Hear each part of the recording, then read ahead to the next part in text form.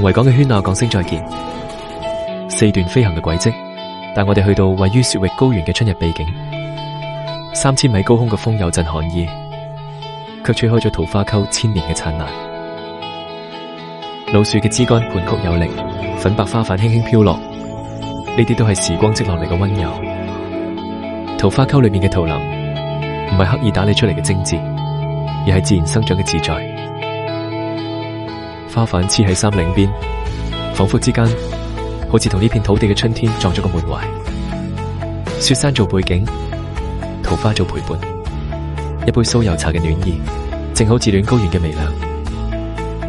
時間喺呢一刻慢落嚟，慢到連花瓣跌落嘅聲都聽得到。旅途嘅疲累，最終會被一處溫暖嘅居所撫平。大寒假期嘅獨家酒店，就藏喺桃花同雪山之間。